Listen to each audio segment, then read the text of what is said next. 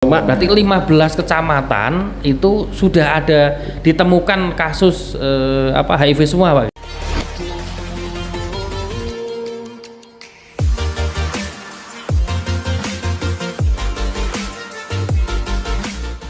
Assalamualaikum warahmatullahi wabarakatuh. Waalaikumsalam warahmatullahi wabarakatuh. Ya, ketemu lagi dengan kita di podcast KPA Kabupaten Batang. Ya, hari ini kita kedatangan tamu. Sebenarnya tamunya cuma satu ini karena yang satu tuan rumah ini. Ya, kita kedatangan tamu dari Dinas Kesehatan Kabupaten Batang, dari P2PL masih sama apa ya? Atau P2P. P2P sekarang. Ya, P2P. Oke. Nah, ini Pak Yuli dari P2P ini yang bersama-sama kita ngurusi HIV AIDS gitu. Oke. Yang kedua dari tuan rumah ini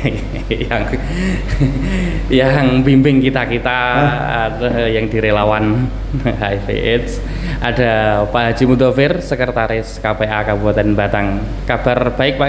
Alhamdulillah. Assalamualaikum warahmatullahi wabarakatuh. Waalaikumsalam warahmatullahi wabarakatuh. Nah, ini Bapak-bapak, hari ini kita ketemu, ini momennya sudah menjelang akhir tahun nggih. Nah, ini kita akan bicara soal evaluasi program HIV AIDS di Kabupaten Batang selama tahun 2021 begitu. Nah, dari Pak Yuli sendiri kira-kira di 2021 ini sampai bulan Desember kira-kira berapa banyak, Pak, yang ketemu kasusnya gitu. Bisa cerita data-data kasus kira-kira selama 2021, kan ini pandemi, Pak, gitu.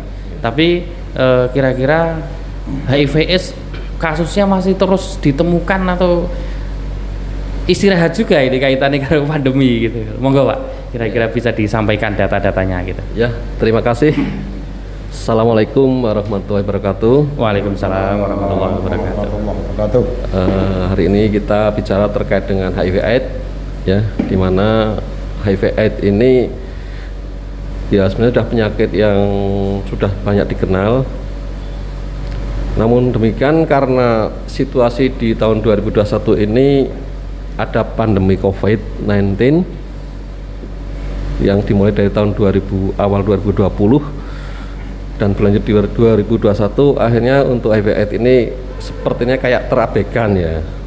Terabaikan. Tapi sepertinya. Tapi sebenarnya enggak karena kegiatan-kegiatan yang terkait dengan HIV/AIDS ini tetap jalan, ya, seperti VCT, seperti yang di KDS dan macam-macam itu tetap ada. Layanan obat untuk pengidap HIV juga masih dilayani, Pak. Masih dilayani dan masih gratis. Masih tersedia. Ya. Gitu. Tapi kalau kita lihat perkembangan kasus, memang untuk tahun 2021 ini sampai bulan Oktober kemarin nah, itu ada 62 kasus baru untuk HIV. 62 kasus baru itu dari Januari sampai Oktober. Sampai Oktober. Berarti, kalau kita bandingkan dengan yang tahun 2020 atau 2019 itu termasuk turun ya, karena di tahun 2019 itu 80 kasus. Januari sampai Oktober. Desember. Enggak, yang 2020 itu total setahun 80. Sedangkan di tahun 2021 nya tadi 62 kasus sampai Oktober gitu. Nah, mudah-mudahan ini nggak ada lagi. Karena kan belum ada laporan masuk, mungkin nggak ada mungkin gitu ya. Gitu. Cuma untuk yang meninggal juga turun sih. Kalau kita bandingnya tahun sebelumnya, tahun 2020 juga pandemi juga sih, tapi kan belum separah 2021. Karena tahun 2020 masih banyak kegiatan yang jalan.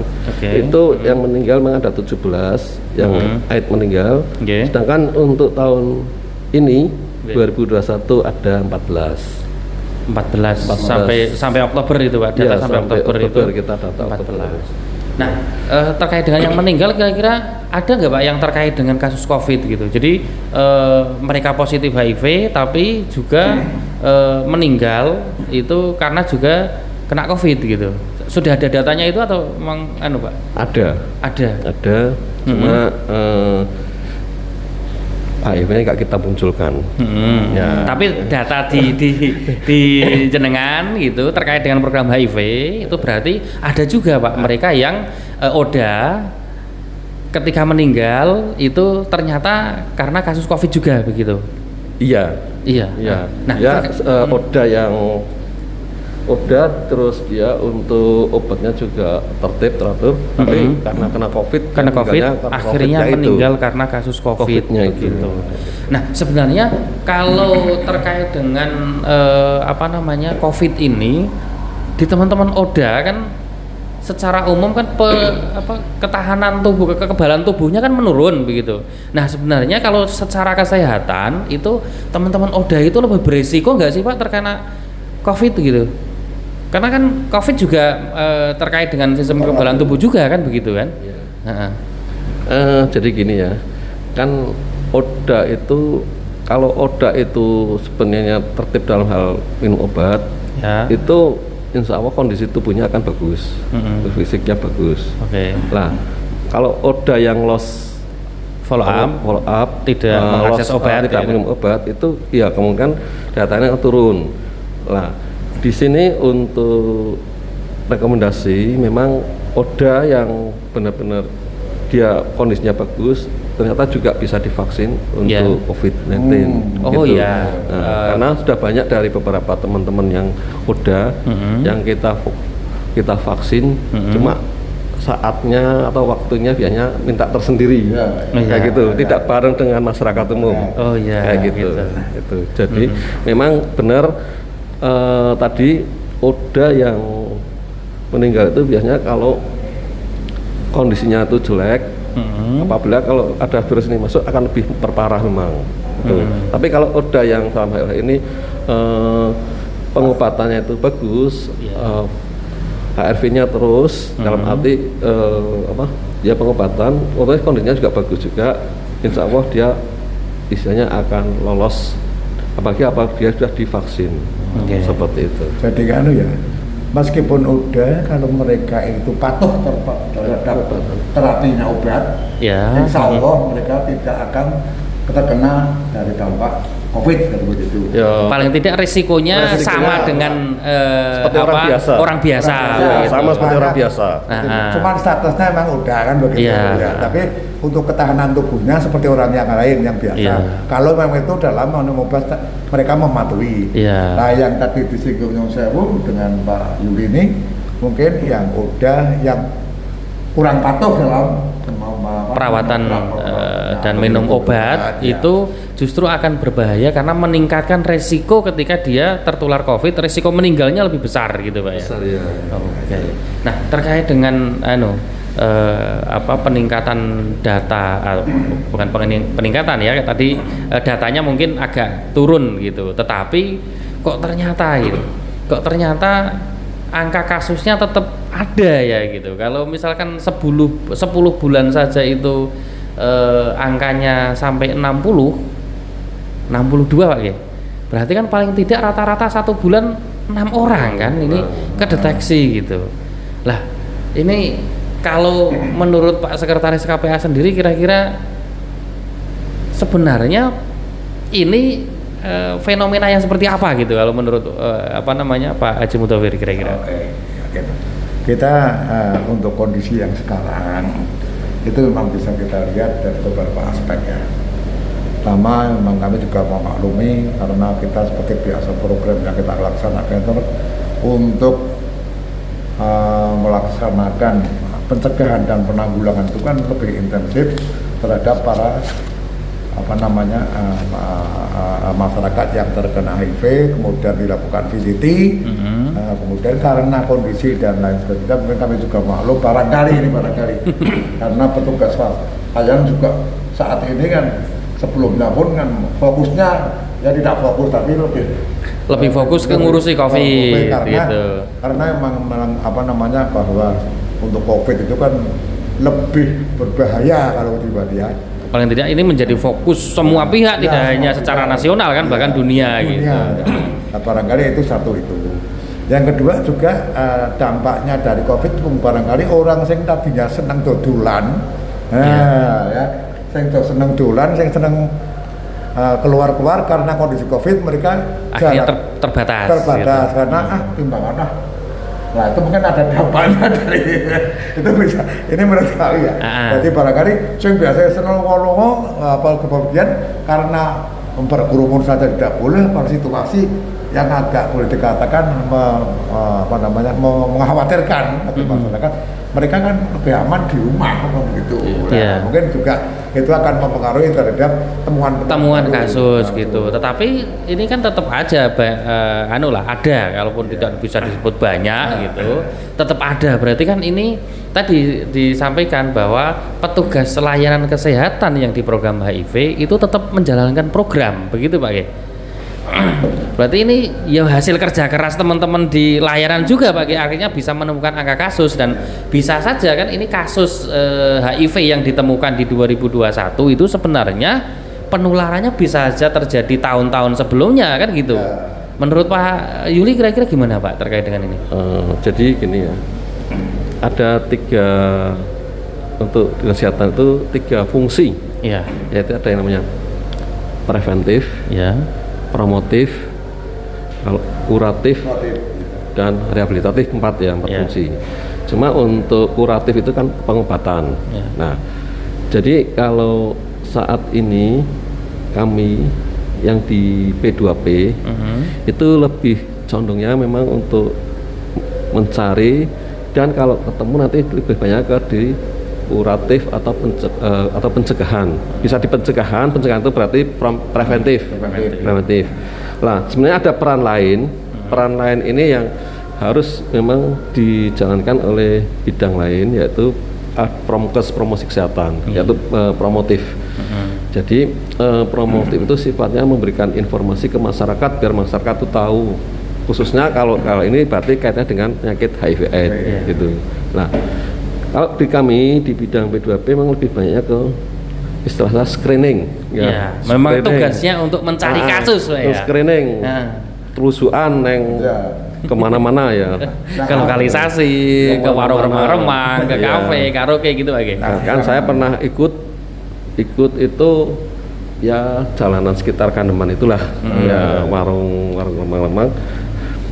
Kebetulan timnya dari Puskesmas Kandeman, sama kami dari dinas ikut gabung, janjian jam 9, terus jam 10 kita ke sana itu ternyata masih sepi Pak.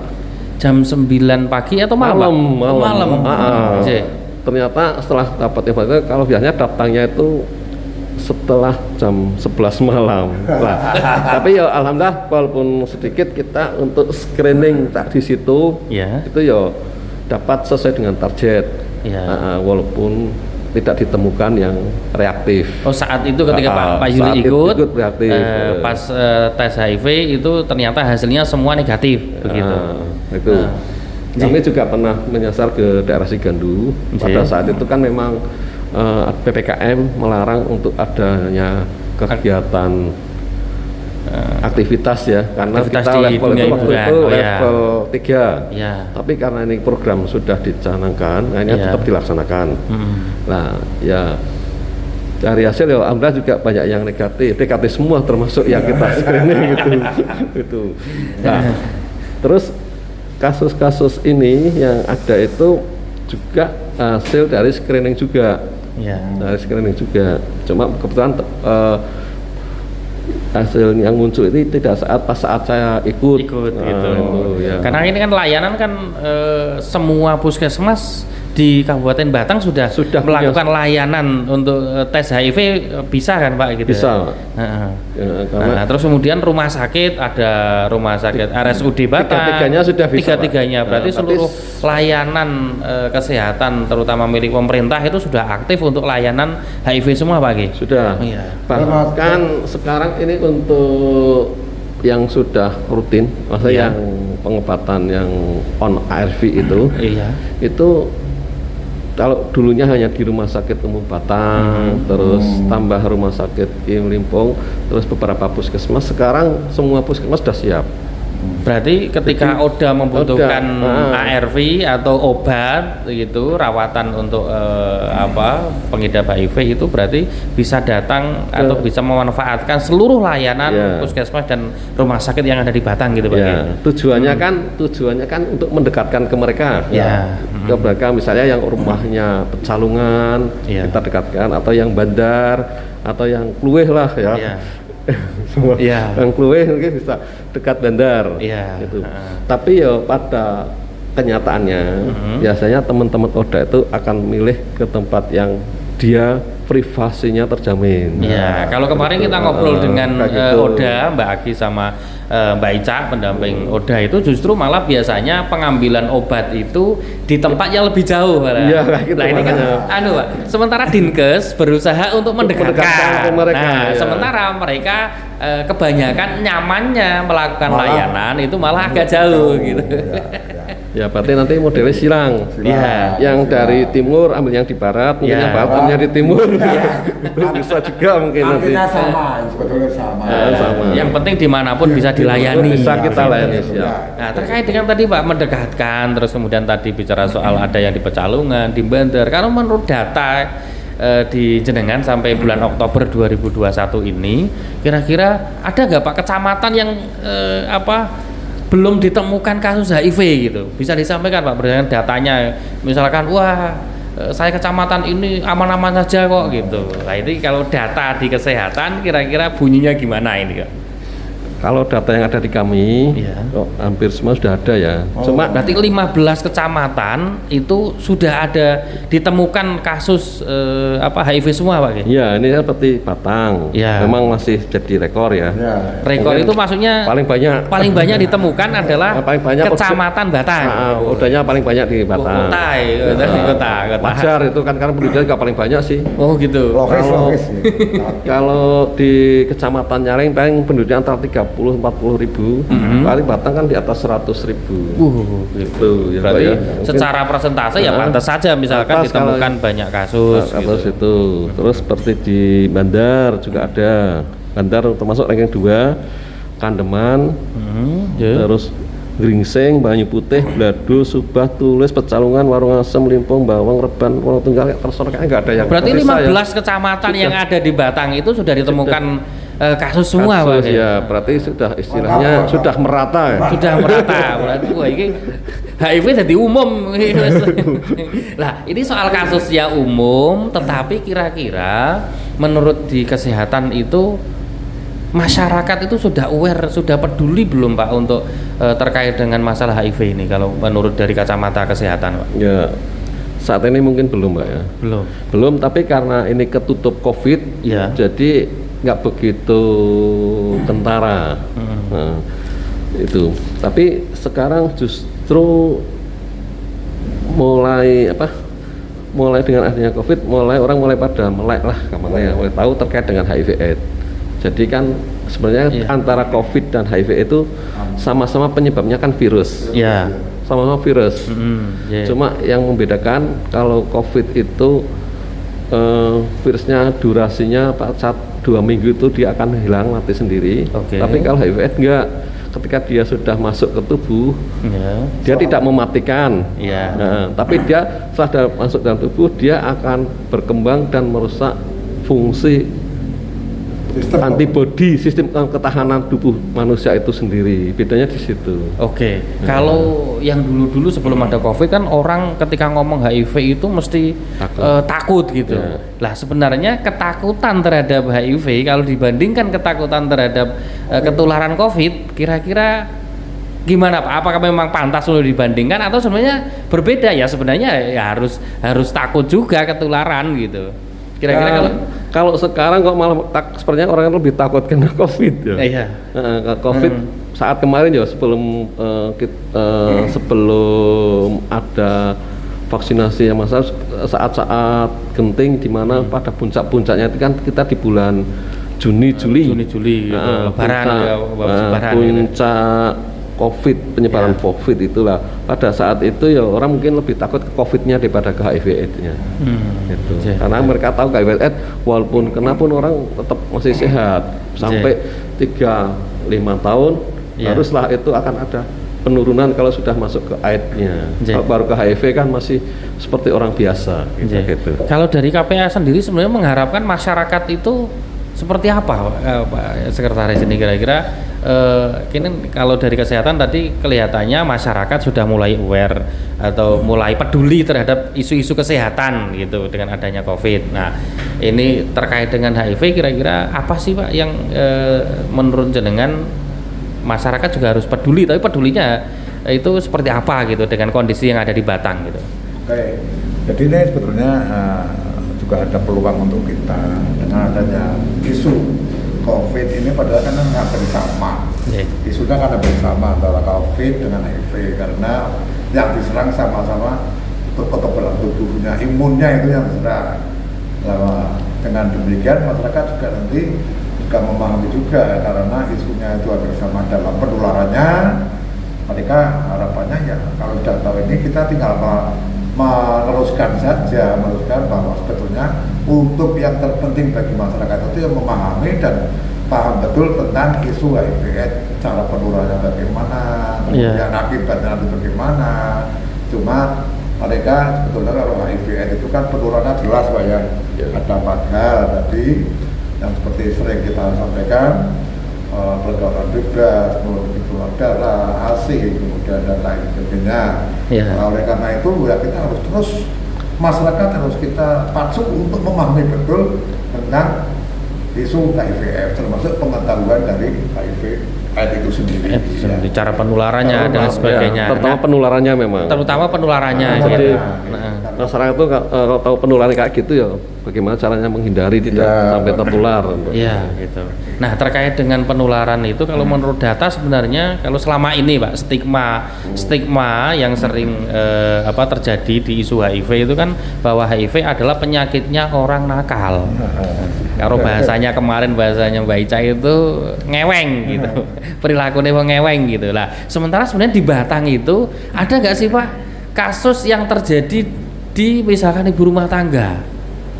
Bahkan anak-anak kemarin kan KPA juga melakukan kegiatan santunan, pertemuan ODA sekaligus memberikan santunan gitu. Dan ternyata ada juga yang berangkat bahwa mereka adalah ODA anak, ODA ibu rumah tangga dan sebagainya. Sebenarnya situasi di Batang sampai akhir tahun 2021 ini angka kasusnya gambarannya seperti apa Pak kira-kira? Apakah karena Batang itu terkenal dengan lokalisasinya yang di pinggir-pinggir Pantura gitu? Nah, sebenarnya angka kasus ini apakah memang didominasi oleh mereka atau ini sebenarnya kasus di masyarakat umum, di ibu rumah tangga, anak dan sebagainya ini sudah mulai banyak gitu Pak? Pripun ini? Ya, jadi untuk HIV/AIDS ini memang ada beberapa kelompok yang masuk sebagai faktor resiko untuk tertular, high risk ya, resiko tinggi. Nah, itu diantaranya adalah BPS, itu ada pekerja seks,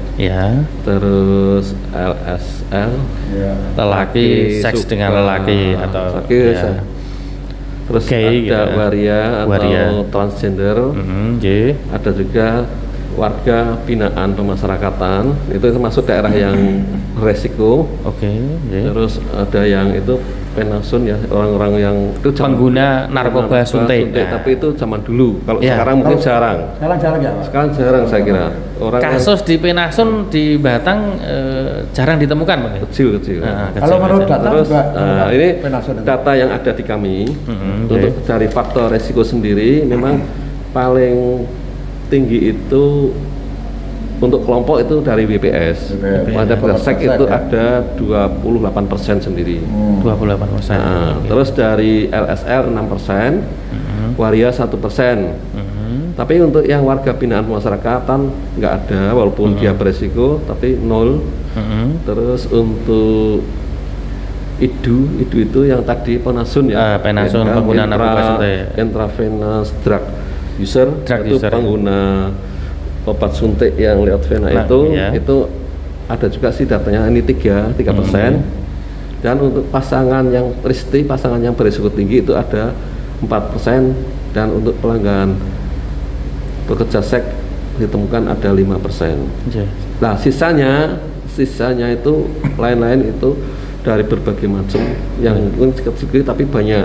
Gitu. Nah, salah satunya tadi untuk anak kecil, kenapa anak kecil bayi kok bisa ketular? Iya. Itu karena dari orang tuanya. Iya. Bukan dari anak kecil melakukan hubungan seks, itu enggak, karena dari orang tuanya. Karena berarti otomatis orang tuanya itu ada virus HIV-nya, akhirnya ketika dia melahirkan, Proses melahirkan anaknya gitu. kena Itu pada seperti saat itu. proses melahirkan cuma karena air susu yang katanya ASI itu juga bisa menularkan. Iya, kalau dari ASI, makanya kan kalau bisa orang melahirkan itu ada screening Iya. untuk HIV yang namanya triple eliminasi itu. Iya, dan di Batang sebenarnya sudah dijalankan sudah program itu Pak. dijalankan Ya. program itu. Ketika ada bayi lahir dari orang tua ODA, maka kemudian itu awasi betul, dan bahkan kemarin ada program bantuan susu formula atau makanan tambahan dari Dinkes yang belakangan ini masih jalan bukan Pak untuk yang program itu? Untuk program tahun 2020 kayak masih, tapi Iya. 2021 kayaknya belum ada, nggak ada. Program dukungan Karena untuk kita makanan lebih tambahan. fokusnya ke tadi kembali COVID, lagi ke iya. COVID itu. Terus tadi meneruskan ya, Iya. kenapa kok ada ibu rumah tangga juga yang kena COVID? Iya. Itu sudah Kena HIV ya, Pak? kena HIV ya, Iya. kena HIV maaf, kena HIV itu ya juga tadi karena dia akibat dari mungkin kalau ibu berarti suaminya yang ada virus HIV-nya. Nah, gitu. Dari suaminya. Iya. Kayak gitu, maksudnya gitu. Pulang membawa oleh-oleh. Sayang oleh-olehnya kan tidak nampak Oleh-oleh lah, kayak gitu. Ya tidak buah-buahan, tapi bawa olehnya virus. Nah ini kalau angka kasus ternyata sudah terjadi tadi, kecamatan sudah semuanya, bukan hampir lagi, tapi 15 kecamatan sudah ada kasusnya. Kemudian ternyata secara kelompok juga, kelompok perempuan, anak dan lain sebagainya itu sudah tertular. Nah ini kira-kira KPA selama ini memberikan perhatian terhadap masalah ini, kira-kira selama ini apa Pak yang sudah dilakukan oleh KPA Pak?